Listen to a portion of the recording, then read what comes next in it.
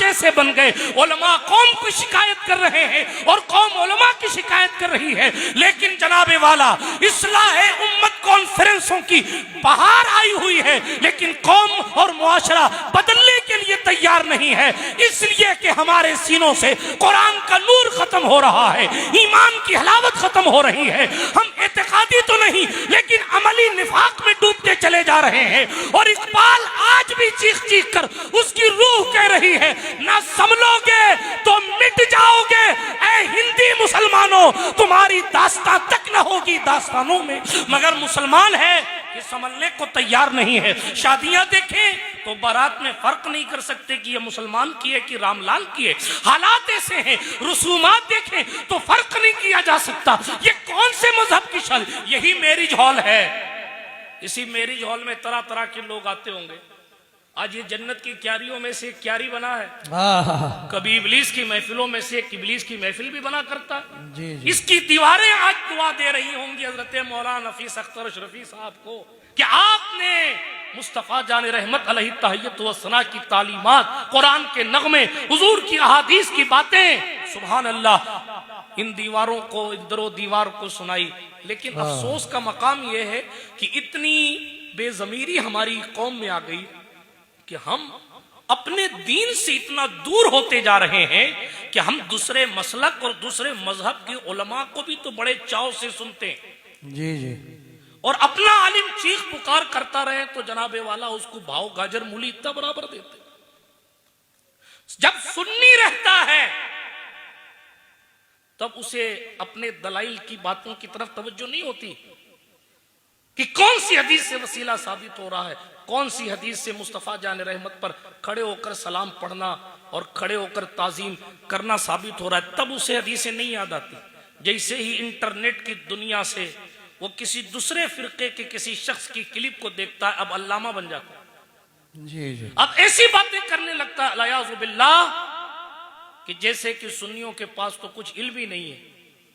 हालांकि अल्हम्दुलिल्लाह ये हमारे बुजुर्ग उलमा तशरीफ फरमाए, ये वो अल्हम्दुलिल्लाह मुकद्दस लोग हैं जिन्होंने अपनी जिंदगी की कई बहारें देखी हैं और जनाब ऐसे ऐसे दंदा शिकन जवाब दिए और लिखे हमारे उलमा ने अपनी किताबों में है कि आज भी मुखालिफ कहता है कि अगर अहलु सुन्ना के लोग मुनाजरे पर और मुस्तफ़ा जान रहमत की अजमत और नामूस की हिफाजत की बातों पर आए तो कोई उनके सामने टिक नहीं सकता है। मौजूद दूसरी तरफ न चला जाए, लेकिन तवज्जो के साथ मेरी बात सुनिएगा। ये मैं कोई अदीब खतीब नहीं हूँ, मैं अपना दर्द दिल बयान कर रहा हूँ। जवान भी सुने, मेरी इस्लामी रिश्ते की माए बहनें भी सुने। इल्म हासिल इसलिए किया जाता है ताकि दिल में खौफ पैदा हो। और एक जुमला कह दूं, अगर आपके हमारे दिल में खुदा का खौफ नहीं है, आप दुनिया की कितनी भी बड़ी यूनिवर्सिटी से दस्तार लेकर आ जाएं, आप मंजिल पर नहीं पहुंचेंगे। बेशक बेशक। क्योंकि मकसद यही है कि खशियत और खौफ खुदा हमारे आपके दिल में पेवस्त कर दिया जाए। हमारे आपके रसूल सल्लल्लाहु अलैहि वसल्लम ने क्या फरमाया था? मैं तुम में सबसे ज्यादा अल्लाह से डरने वाला हूं क्योंकि मैं तुम में सबसे ज्यादा अल्लाह को जानने वाला हूं। सुभान अल्लाह, सुभान अल्लाह। इल्म इसीलिए हासिल किया जाता है ताकि मारिफते इलाही का जाम बंदा खुद भी पिए और लोगों को भी पिलाए। लेकिन हम अपने मकसद असली से बहुत दूर होते जा रहे हैं। खुद की इस्लाह छोड़कर जमाने भर की इस्लाह करने की फिराक में मेरे जैसे कई खतीब हैं। नतीजा निगाहों के सामने, बुरा लगे तो माफ कीजिएगा, लेकिन गुजारिश करता हूं, मुस्तफ़ा करीम अलैहिस्सलातु वस्सलाम के दीन को पढ़ना ये हमारी और आपकी जिम्मेदारी है। बेशक जिन्होंने पढ़ा है उनकी भी जिम्मेदारी है कि उस पर अमल करें और उसको आम करें। एक खूबसूरत बात किसी मुफक्किर की है, पुराने बुजुर्गों में किसी ने कहा हुजूर इजाजत दीजिए मैं तबलीग करने के लिए जा रहा हूं, तो उनके शेख ने फरमाया ठीक है तबलीग करना, लेकिन एक गुजारिश है। क्या? अपनी पूरी तबलीग में 2 दिन 4 दिन जितने दिन के लिए तुम जा रहे हो, कोशिश करना कि जबान से तबलीग ना करो। अल्लाह, जबान से ना करो, फिर कैरेक्टर से दिखाओ कि दीन क्या है। अल्लाह, अपने किरदार से बताओ कि दीन क्या है। मुस्तफा जाने रहमत के सहाबा ने, हुजूर की अहले बैत अतहार ने अपनी ज़बान पाक से तो दीन फैलाया ही, लेकिन खिताब से ज्यादा अपने किरदार से ऐसा दीन फैलाया कि आज तक लोग उनकी बातें करके अपने दिलों को रोशन कर। बेशक बेशक। हम जिस अजीमुशान इमाम के नाम की कॉन्फ्रेंस कर रहे हैं, आइए देखें आलिम रब्बानी होते कैसे, आइए देखें कि कशियत का लेवल क्या। ये कौन है? इमाम आजम, इमामुल अइम्मा, सिराजुल उम्मा, काशिफुल गुम्मा, नौमान इब्न साबित अल मारूफ इमाम आजम अबू हनीफा। अब तो इनके नाम की कॉन्फ्रेंसें भी खत्म होती जा रही हैं, इल्ला माशाअल्लाह। जी जी। जबकि हम तकलीद इनकी करते हैं, मसाइल फिका इनकी है, पीछे इनके चलते हैं, कहलाते हनफी हैं, मगर हमें पता ही नहीं कि हम हनफी कौन से एंगल से हैं। तकलीद की बातें करने का जब वक्त आता है और कोई अहले हदीस जमात का तकलीद पर बात करता है, तब बंदे को पता चलता, हाँ हमारे इमाम तो इमाम आजम है। जी जी। कौन इमाम आजम? इल्म कितना? मुल्ला अली कारी ने लिखा कि अगर कुदरत ये नेमत हमें न देती तो कई सौ हजारों मसाइल में हम उलझ कर रह जाए। बेशक बेशक। हजरत इमाम आजम अबू हनीफा, इल्म इतना कि जहां से लोगों की सोचने की ताकत जहां पर खत्म होती है, वहां से अपने वक्त के वो जलीलुल कद्र इमाम, वहां से उनके सोचने की ताकत शुरू होती है। सुभान अल्लाह। सैकड़ों बातें और सैकड़ों वाकयात आपने इस टॉपिक पर इमामुल अइम्मा के सुने, लेकिन मैं क्या अर्ज कर रहा हूं, उनका खौफे खुदा। जी। आलिम रब्बानी है तो खशियत का लेवल, इल्म इतना है कि बड़े बड़े लोग उनसे इक्तिसाबे फैज करते हैं। बुखारी के असातिज़ा जिसके शागिर्द है, जी जी। हजरत सरकार दाता अली हजवेरी, सुल्तानुल हिंद गरीब नवाज जैसे लोग जिसे अपना इमाम कहते हैं, वो इमाम आजम अबू हनीफा है। वाह। लेकिन जनाब रास्ते से जा रहे थे, एक शख्स लेटा हुआ सो रहा। सरकार इमाम आजम अबू हनीफा जब गुजरे तो उसका पैर हजरत इमाम आजम के पांव से टकरा गया। तवज्जो है आपकी? सुनिए, कोई लंबी चौड़ी तकरीर नहीं, वक्त आपको बानिए महफिल ने बता दिया, उससे पहले पहले महफिल को इख्तिताम की मंजिल पर लेकर जाना। एक शख्स सो रहा है, लेटा हुआ। इमाम आजम अबू हनीफा उधर से गुजरे तो आपका पांव उस लेटे हुए शख्स के पांव से लड़ गया। पांव टकराना था कि वो सोता हुआ उठ के बैठ गया, और सोता हुआ जैसे उठ के बैठा तो उसने कहा, इमाम साहब मैदान कयामत याद नहीं है? इतना कहना था कि इमाम आजम बेहोश होकर जमीन पे गिरे। अल्लाह अल्लाह। यह है महशर का डर। और अब कब्रिस्तान में जुए खेले जा रहे हैं और फिर कहा जा रहा है हम तो फलाने पीर साहब के मुरीद हैं, हम तो डायरेक्ट चले जाएंगे, हम तो डूबेंगे सनम, तुमको भी ले डूबेंगे। अल्लाह की पनाह, नाउज़ुबिल्लाह मिन ज़ालिक। ये वो शख्स है जो रमजान में 61 बात कुरान मुकद्दस की तिलावत मुकम्मल करता। अल्लाह। एक कुरान दिन में, एक कुरान रात में, और एक कुरान तरावी में। एक महीने में 61 मरतबा कुरान मुकद्दस की तिलावत करने वाले, कभी 700 रकात, कभी 1000 रकात नफ्ल नमाज की अदायगी करने वाले, सैकड़ों मसाइल के को चुटकियों में हल कर देने वाले इमामुल अइम्मा का ये खौफे खुदा है कि रात की तारीकी में वो अल्लाह के दर से रोया गया। अल्लाह। बाबू बैठ के तकरीर सुन लो वरना सलाम पढ़ लूंगा बेटा, मैं किसी का पाबंद नहीं हूं। हाँ, या खशियत रब्बानी पर गुफ्तगू हो रही है और वहां मंजिल मकसूद की बधाइयां दी जा रही। थोड़ी देर सुन लीजिए, मैं कोई किराए का और भाड़े का और फिक्सिंग का मुकर्रिर नहीं हूं। ऐसा नहीं है कि मौलाना नफी साहब ने 12:30 कर दिया तो मैं 12:30 बोलूंगा। मैं अभी वमा अलैना इल्लल बलाग के मैंने कीजिए जरूर बच्चे। इसलिए क्यों तवज्जो के साथ सुन, मैं रुदात सफर सुनाने वाला मौलवी नहीं, मेरा मिजाज अलग। दुरूद शरीफ पढ़ी, अल्लाहुम्मा सल्ली अला सय्यिदना जद्दिल हसन वल हुसैन व अला आलि सय्यिदना जद्दिल हसन वल हुसैन व अंजिलहुल मक़ादल मुक़र्रब इंदका यौमल क़ियामा। मैं जो समझाना चाह रहा हूं उस सेंसिटिव मौजू को समझने की कोशिश कीजिए। हमारे और आपके दिल में अगर खुदा का खौफ नहीं है तो हमारा ईमान हमें और आपको किधर ले जा रहा है, और ईमान का लेवल और टेम्परेचर क्या है। हमारी बेटियां अगर रोड पर नाच रही हैं तो हम किस मुंह से किसी शेख तरीकत के मुरीद हैं, या किस मुंह के सच्चे सुन्नी है या कादरी या चिश्ती है।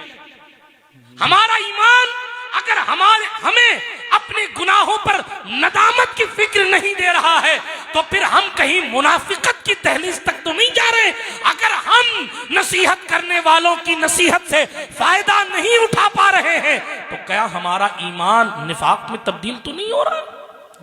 क्योंकि कुरान तो कहता है फ़इन्न ज़िक्रा तनफ़उल मोमिनीन, बेशक नसीहत ईमान वालों को नफा देती। और अगर आपको और हमको नसीहत नफा नहीं दे रही या हम नफा नहीं उठाना चाह रहे तो कौन सी कैटेगरी के ईमान वाले हैं? ये मुफ्ती साहब से मत पूछिए, ये अपने आप से पूछिए, क्योंकि सबसे बड़ा मुफ्ती आपके बारे में आपका दिल है।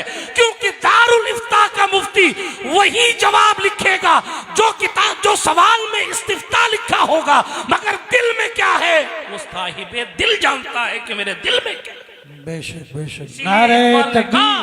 खिरद ने कह भी दिया ला इलाहा तो क्या हासिल, दिलो निगाह मुसलमान नहीं तो कुछ भी नहीं। नारे तकबीर, नारे रिसालत, उलमाए अहले सुन्नत, नादराने मिल्लत इस्लामिया, सुभान अल्लाह। हजरत इमामुल अइम्मा इमाम आजम अबू हनीफा एक रात नफल नमाज पढ़ने के लिए एक मस्जिद में दाखिल हुए, तिलावत में, नमाज में, क़याम में सूरह ज़िलज़ाल की तिलावत की। इज़ा ज़ुलज़िलतिल अर्दु ज़िलज़ालहा अख़रजतिल अर्दु अथक़ालहा। पढ़ते रहे। सूरत पूरी हुई तो जार जार रोने लगे। जब आयत करीमा आई फ़मन यअमल मिस्क़ाला ज़र्रतिन ख़ैरन यरा वमन यअमल मिस्क़ाला ज़र्रतिन शर्रन यरा। आंखें अश्क बार हैं और अपनी दाढ़ी पकड़ी नमाज से फारिग होने के बाद, और दाढ़ी पकड़ के कहते ए अल्लाह अबू हनीफा के बुढ़ापे पर रहम फरमा दे। अल्लाह, तू मुझसे क्या पूछेगा और मैं तुझे क्या जवाब दूंगा। ए अल्लाह अबू हनीफा के बुढ़ापे पर रहम फरमा दे, तू मुझसे क्या पूछेगा और मैं क्या जवाब दूंगा। इसी फिक्र और इसी खौफ की मंजिल में उनकी रात गुजर रही। मुअज्जिन दरवाजे पर खड़ा है, इसलिए आया था ताकि मस्जिद के दरवाजे को बंद करे, लेकिन देखा इमाम आजम का सर सजदे में है और जार जार रो रहे हैं। वापस चले गए। फिर थोड़ी देर बाद आए तो देखा फिर इमाम आजम रो रहे हैं। पूरी रात इमामुल अइम्मा की आंखें बरसती रही। फजर का वक्त करीब हुआ या फजर के वक्त में मुअज्जिन के कदमों की आहट का एहसास इमामुल अइम्मा को हुआ। हजरत इमाम आजम ने सर सजदे से उठाया और उठाकर फरमाया क्या मस्जिद बंद करने का वक्त हो गया? अल्लाह अल्लाह। तो कहा हुजूर बंद करने का नहीं, अब तो फजर का वक्त है, मस्जिद खोलने का वक्त हो गया है। अल्लाह। पूरी रात आप रोए हैं, हम होते तो खुश हो जाते कि चलिए एक तो गवाह हुआ मेरे मुत्तकी होने का।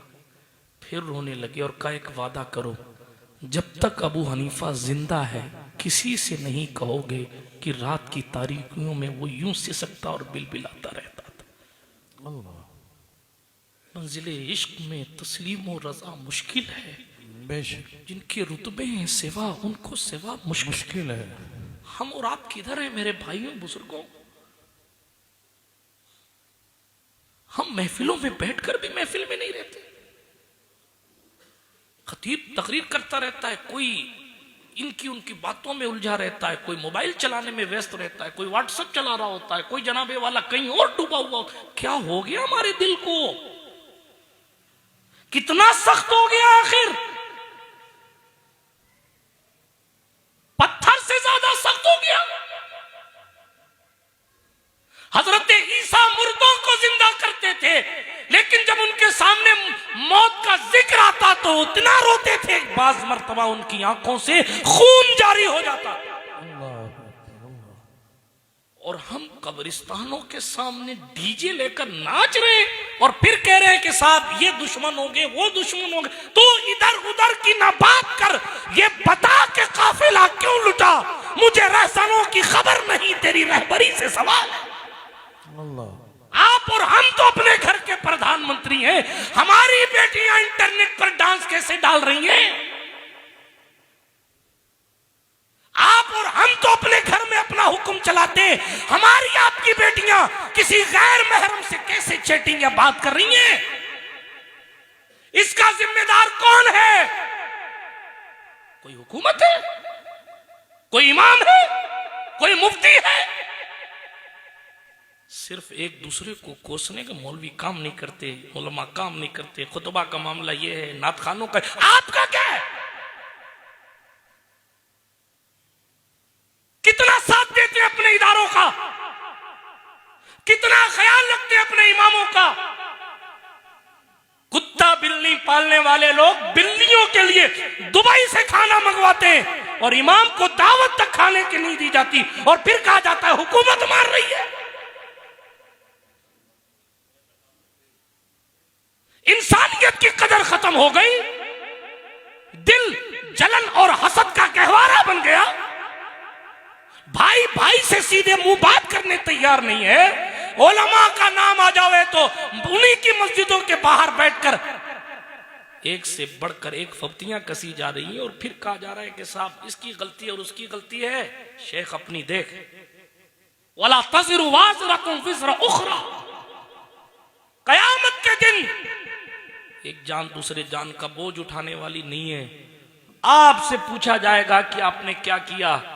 दोस्तों के चक्करों में नमाजों को छोड़ देने वाले लोग हुजूर अलैहिस्सलातु वस्सलाम के लाए हुए पैगाम को ना पढ़कर व्हाट्सएप के जरूरी गैर जरूरी जायज और नाजायज मैसेज के लिए हमारे पास वक्त है, वही ये इलाही सुनने के लिए हमारे पास टाइम नहीं है। जी सही।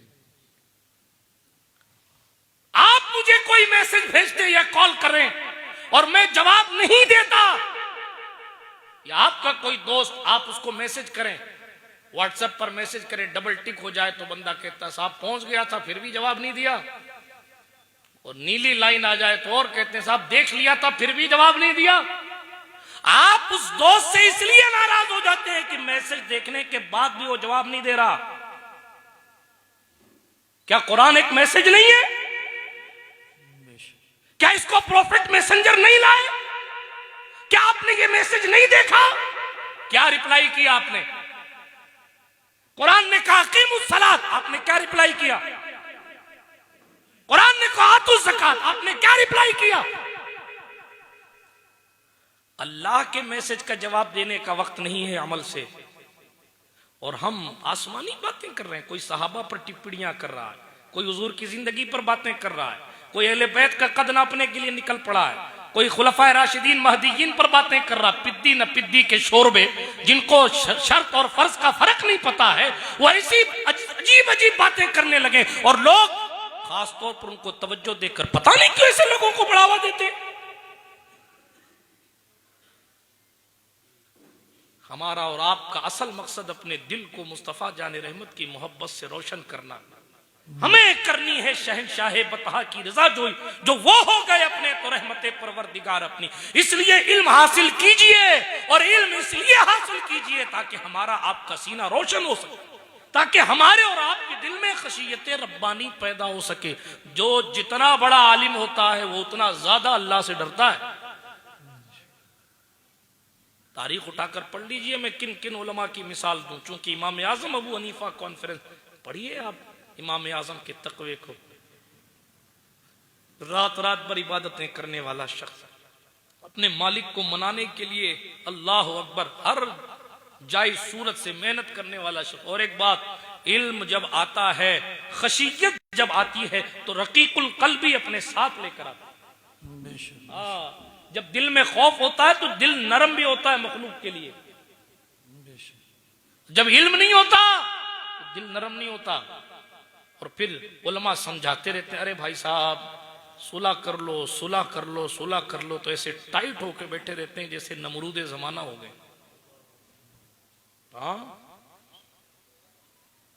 ऐसा गुरूर कि अल्लाह की पनाह, नऊज़ु बिल्लाहि मिन ज़ालिक, अल अमान वल हफीज।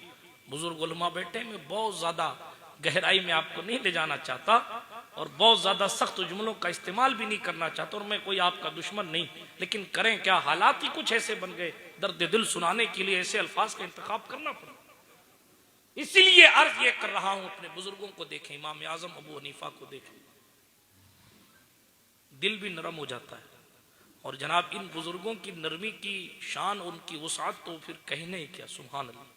हजरत इमाम आजम का एक पड़ोसी था, दुरूद शरीफ पढ़िए, अल्लाहुम्मा सल्ली अला रूही मुहम्मद फिल अरवाह व अला जसदिही फिल अजसाद व अला क़ब्रिही फिल क़ुबूर व अला आलिहिल किराम व इब्निहिल करीम अल गौसिल आज़मिल जीलानी व हिज़्बिही सलातन तबक़ा व तदूम बिदवामिल मलिकिल हय्यिल क़य्यूम।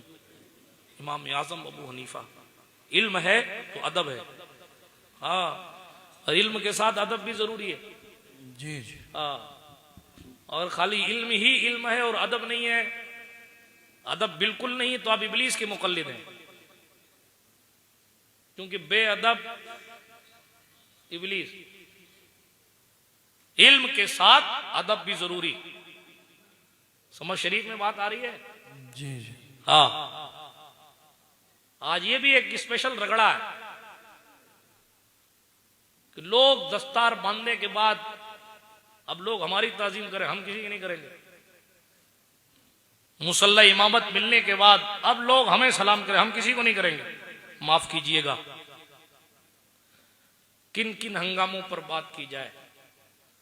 इमाम आजम अबू हनीफा सरकार से पूछा गया, हुजूर आपकी उम्र कितनी है बुढ़ापे में? तो लगे 2 साल 2 साल 2 साल का 2 साल कैसे, आप तो बूढ़े हो गए। फरमाया लौला सनतान रहलक नौमान, अगर 2 साल ना होते तो नौमान हलाक हो जाता। कौन से 2 साल? वो इमाम बाक़िर और इमाम सादिक के साथ जो 2 साल गुजारे हैं, वो 2 साल मेरी जिंदगी के अदब वाले 2 साल। सुभान अल्लाह, सुभान अल्लाह। इमाम जाफर सादिक इमाम आजम के भी उस्ताद, इमाम मालिक इब्ने अनस के उस्ताद। जाने दें, बात दूर चली जाएगी, मेले बैत की बातें। इमामुल अइम्मा कॉन्फ्रेंस है, इमाम आजम अबू हनीफा कॉन्फ्रेंस। पलटिए और देखिए उस शख्स की तरफ जिस शख्स को रसूलुल्लाह की ताईद हासिल थी, जिस शख्स को मौलाए कायनात के लुआबे दहन और दुआ की बरकत जिनके बाप दादाओं के वसीले से उनको मैसर आई थी, मुस्तफ़ा जान रहमत अलैहिस्सलातु वस्सलाम की बशारत के जो मिस्दाक ठहरे हजरत इमाम आजम अबू हनीफा रदियल्लाहु ताला अन्हु। हम जिनके मुक़ल्लिद हैं, जिनकी तकलीद करते हैं, जिनके फ़िक़ा को मानते हैं, जिनके बताए हुए मसाइल पर अमल पैरा हैं, बात दूर न चली जाए, मैं उनकी जिंदगी के कौन कौन से गोशे उठाकर आपकी समात की दहलीज पर रखूं। अर्ज कर रहा था, अदब देखें इमाम आजम का बेमिसाल। हाँ, रास्ते से गुजर रहे थे एक जगह और तपती हुई रेत थी, सुनने जैसी बात है, तपती हुई रेत थी। आपने अपने जूते उठा के हाथ में ले लिए और नंगे पैर उधर से गुजरने लगे। लोगों ने कहा हुजूर पांव जल जाएंगे, इस जगह की ताजीम की जरूरत क्या है, आप क्यों जो है वो अपनी जूतियां उठा के गुजर रहे हैं? कहा बचपन में मैंने अपने उस्ताद से 2 चंद सबक इस जगह मैंने 2 चंद सबक पढ़े थे, इसलिए इस जगह की ताजीम को मैं जूतियों से रौंद कर इस ताजीम को पामाल नहीं करना चाहता। इस जगह की ताजीम कर रहा हूं ताकि मैं अपने असातिज़ा और अपने मादर इल्मी की ताजीम कर सकूं। आज फारिग होने के बाद इल्ला माशाल्लाह पलट के देखती नहीं इदारे का क्या हाल, इल्ला माशाल्लाह। किन किन हंगामों पर बात की जाए, आज की दुनिया और वो दुनिया और। इमाम आजम अबू हनीफा सरकार की शान, अपने वक्त के इतने बड़े आलिम थे, लेकिन आपकी माँ फरमाती फला इलाके में एक मौलाना साहब हैं, ये मसला जाओ उनसे पूछ के आओ। सुन रहे, जाओ ये मसला उनसे पूछ के आओ। तो कभी नहीं फरमाया कि मैं ही इमामुल अइम्मा हूं, मैं ही मसला बता देता हूं, कभी नहीं फरमाया। सफर करके जाते थे माँ की फरमा बरदारी करने के लिए, इमामों का इमाम, उस्तादों का उस्ताद, आलिमों का आलिम, उलमा का इमाम सफर करके जाता और जिस मौलाना साहब का नाम माँ लेती थी, उन मौलाना साहब से जाते, मसला पूछते और वापस आके माँ को बताते कि फला मुफ्ती साहब ने, फला मौलाना साहब ने ये मसला बताया, इसका ये जवाब बताया। कभी नहीं कहा कि अम्मी सफर करने की क्या जरूरत है, मैं ही बता देता हूं, क्योंकि माँ की बात को रद्द करने का तसव्वुर भी नहीं था। एक मर्तबा ऐसा हो गया कि कोई दकीक मसला था, हजरत सफर करके उन मौलाना साहब के पास पहुंचे और जब उनके पास पहुंचे तो पहुंचने के बाद उनकी दरबार में ये मसला रखा, उनसे जवाब नहीं आया। जब उनसे जवाब नहीं आया, संभल वालों सुनने की बात है, जब उनसे जवाब नहीं आया, वो भी जानते थे ये सवाल करने वाला खुद इमामों का इमाम है, लेकिन चूंकि माँ की मोहब्बत और माँ की फरमाबरदारी के लिए सफर करके आता है, तो उन्होंने कहा हजरत जवाब तो आपको भी पता ही होगा, ऐसा करो कि आप मुझे जवाब बता दो, मैं उस जवाब को दोहरा देता हूं और जब मैं जवाब दोहरा दूं तो जाकर अपनी माँ को मेरा जवाब सुना दीजिए। सुभान अल्लाह, सुभान अल्लाह। इमाम आजम ने जवाब दिया उस सवाल का, उन मौलाना साहब ने उस जवाब को दोहराया। दोहराने के बाद इमाम आजम ने अपनी माँ के पास आके कहा, अम्मी ये मौलाना ने ये जवाब दिया। अभी भी नहीं कहा कि मैंने बताया था तो जवाब दिया। जी जी, ये है इल्म और फैजान इल्म, ये है बरकतें और रौनकें इल्म दीन मुस्तफा। अगर हम मगरूर हो जाते हैं इल्म हासिल करने के बाद, अगर हमारे अंदर से आजिज़ी और इंकिसारी खत्म हो जाती इल्म हासिल करने के बाद, तो दोस्त गलत ट्रैक पे चले गए, पलट आओ। कसे बाशत सही ट्रैक क्या है? ये ट्रैक सही है जो इमाम आजम अबू हनीफा का ट्रैक है। दिल इतना नरम हो जाता कि फिर अल्लाह अकबर इल्म खशियत लाता है, खशियत रकीकुल कल्बी लाती। आज हमारे और आपके दिल सख्त होते जाते, रोने वाली बातों पर भी हमें रोना नहीं आता। जनाजों पर जनाजे उठाए जा रहे हैं, हमारी आंखें नहीं बरसती।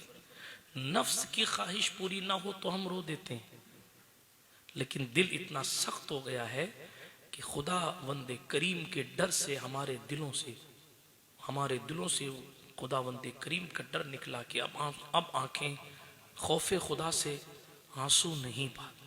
लेकिन गुजारिश करूंगा तन्हाई में अल्लाह के डर से रोया करो, क्योंकि हुजूर ने फरमाया है जिसकी आंख के बालों, पलक के बालों में से एक बाल भी अगर खुदा के खौफ से रोने की वजह से तर हुआ होगा तो क़यामत के दिन ये गवाही देगा, अल्लाह इसे बख्श दे क्योंकि ये अकेले में तुझसे डर कर रोया करता। मोबाइल गुम जाए तो रोते हैं, रिश्ता टूट जाए तो रोते हैं, रिचार्ज खत्म हो जाए तो रोते हैं, पसंदीदा क्रिकेट टीम हार जाए तो रोते हैं। टूर्नामेंटों के लिए टाइम है, इधर उधर फांफू करने, झूठी नेतागिरी करने के लिए वक्त है। अपनी कब्र की रोशनी के लिए भी तो कुछ वक्त निकालो भाई साहब। उसके लिए कोई अलग से जिंदगी मिलेगी क्या? उसके लिए कोई अलग से मौका दिया जाएगा? हरगिज नहीं। हजरत इमाम आजम अबू हनीफा का एक पड़ोसी था, वाक़या शुरू किया था, इसी पर बात को खत्म करता हूं। शराबी था, सुन रहे जी, शराबी था, और इधर इमाम साहब अलैहि रहमान नमाज पढ़ते, उधर वो तूफान बदतमीजी करता, नाचता, हा हू करता, शराब के नशे में। तो नशा तो नशा है, नशा तो नशा। इबलीस से पूछा गया तेरे खतरनाक हथियार के बारे में बता, तो इबलीस कहने लगा नशा। इसलिए कि जब इंसान नशा कर लेता है तो हम उसे ऐसे खेलते हैं जैसे लोग फुटबॉल से खेलते हैं। जी, आज हमारी कौम इस तरफ भी जा रही है, लोग नशे कर रहे हैं, हराम कमा रहे हैं, सट्टे खेल रहे हैं, सूद खा रहे हैं, और पहली सफ के नमाजी भी बने बैठे। आप नमाजी नहीं इमाम बन जाओ, कुछ होना जाना नहीं है, इसलिए कि अल्लाह दिलों के हालात को जानता है। अगर आपका दिल साफ नहीं है और हमारी और आपकी कैफियत यह है कि हमारा ताल्लुक रिज़्क़ हलाल से नहीं, कितने भी बड़े पीर साहब के खलीफा हो या खुद बहुत बड़े पीर साहब, पकड़े तो जाओगे कयामत की, जी, घसीटे जाओगे। ये ख्याल दिमाग से निकाल देना कि हमारा ताल्लुक फलां से है, लिहाजा हम अरे फलां से। इमाम जाफर सादिक रोते, हजरत शेख दाऊद ताई इमाम आजम के शागिर्द हैं। शेख दाऊद ने कहा इमाम जाफर से हमको नसीहत कीजिए, इमाम जाफर से कहा हमको नसीहत कीजिए, तो इमाम जाफर सादिक खामोश हो गए। फिर कहा हमको नसीहत कीजिए, आप सैयदजादे हैं, तो इमाम जाफर रो पड़े। इसी बात का तो डर है कि हम सैयदजादे हैं। कयामत में रसूलुल्लाह ने पूछा उम्मत ने गुनाह किया, ये उम्मत थी, तुमने क्यों किया? तुम तो औलाद थे। तो जाफर जवाब क्या देगा? मंजिल इश्क में तस्लीम और रजा मुश्किल है, जिनकी रुतबे हैं सिवा उनको सिवा मुश्किल। वो शराबी था, तूफान मचाता था, इमाम आजम का पड़ोसी था, तूफान मचाता था, मगर इमाम साहब अपनी नफल नमाज में लगे, जबकि हुकूमत इनको मानती थी, जजेस इनके थे, खलीफा इनका था, लेकिन ये सादगी में अपना इबादत में मसरूफ रहते। एक दिन इबादत से फारिग हुए तो सुबह उसके घर के पास गए कि यार ये रात को जो ये फितने करता है, ये रात को तो बड़ा साइलेंट था, कोई आवाज नहीं आ रही थी। तो पड़ोसियों ने बताया रात को पुलिस के अहलकार इसको पकड़ के ले गए, जेल में टिका दिया। हम होते तो कहते देखते हो, देखा ये मेरे सब्र का नतीजा है, मैंने सब्र किया लिहाजा अल्लाह ने गैब से इंतजाम कर दिया, उसका बेड़ा गर्क हो गया। हम होते तो कहते ये मेरी बद्दुआ है, वगैरह वगैरह। मगर इमाम आजम यूं ही इमाम आजम नहीं है। कहा पुलिस ले गई, कहा हुजूर पुलिस ले गई। हजरत इमाम आजम ने खत लिखा, एक पैगाम भिजवाया, खलीफा वक्त को कह दो अबू हनीफा तुम्हारे दरबार में आ रहा है।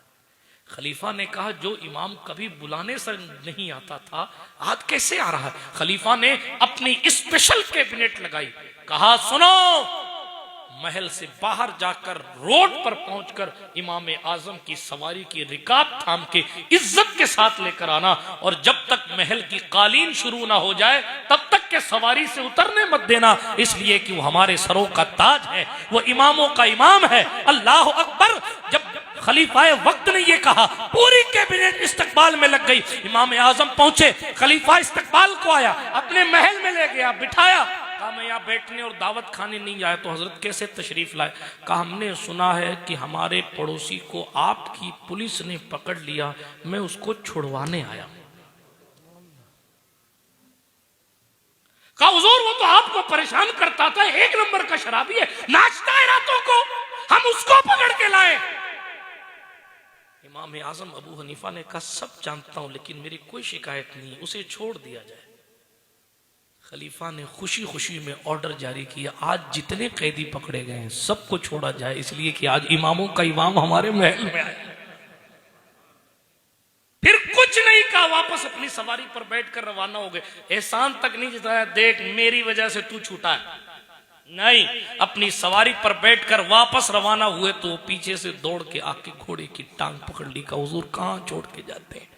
हजरत इमाम आजम ने फरमाया मेरी वजह से तुम्हें कोई तकलीफ तो नहीं हुई? अल्लाह अकबर। उसने कहा हुजूर तकलीफ तो मेरी वजह से आपको हुई, आपकी नमाजों में खलल मैं डालता था, इबादतों में खलल मैं डालता था, और फिर आप इतना मैंने आपको इतना परेशान किया, इतना जुल्म किया, फिर आप मुझे ही बचाने चले आए। आपकी सवारी बाद में आगे बढ़ेगी, पहले हाथ बढ़ाइए, आपके दामन से वाबस्ता होना चाहता हूं, तौबा कराइए, मैं तौबा करके आपका बनना चाहता हूं। यह है इमाम आजम अबू हनीफा। सैकड़ों किस्से अल्हम्दुलिल्लाह मुफ्ती आजम राजस्थान की इल्मी फैजान से हाशिए जहन पर हैं, मगर ए रजा हर काम का एक वक्त है, दिल को भी आराम हो ही जाए। लुब्बे लुबाब गुफ्तगू का ये है, हमारे और आपके लिए ज़रूरी है कि हम इल्म दीन हासिल करें, उस पर अमल करें, इल्म के ज़रिए अपने दिल को खौफ खुदा का मरकज़ बनाएं, अपने अखलाक में नरमी लाएं, अपने आप को मुस्तफ़ा करीम की सुन्नतों से जोड़ें, उस पर अमल करें। यही हमारी आपकी ज़िंदगी का असल मकसद है। कब्र में कोई प्लॉटिंग करने वाला अपना कोई प्लॉट लेकर नहीं जाएगा। कोई नहीं कहता कि मेरी कब्र 20 बाई 20 में बनाना, वही 2 गज के कफन लेकर 2.5 गज के कपड़े में हमें और आपको जाना है। इसलिए उस कब्र की रोशनी हाइलोजन से नहीं है, उस कब्र की रोशनी डीजे की लाइटों से नहीं है, उस कब्र की रोशनी किससे है? अल्लामा किफ़ायतुल्लाह काफ़ी ने आपके करीब ही से कहा था, फरमाया जो पढ़ेगा साहिबे लौलाक के ऊपर दुरूद, आग से महफूज उसका तन बदन रह जाएगा, कोई गुल बाकी रहेगा ना चमन रह जाएगा, पर रसूलुल्लाह का दीने हसन रह जाएगा। अतलसो कम ख्वाब की पोशाक पर नाजा न हो, इस तने बेजान पर खाकी कफन रह जाएगा।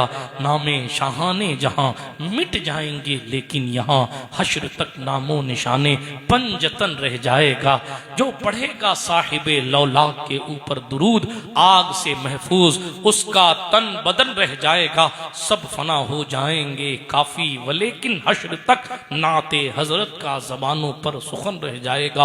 अल्लाह पाक कहने सुनने से ज़्यादा मुझे और फिर आप सबको अमल करने की तौफीक अता फरमाए।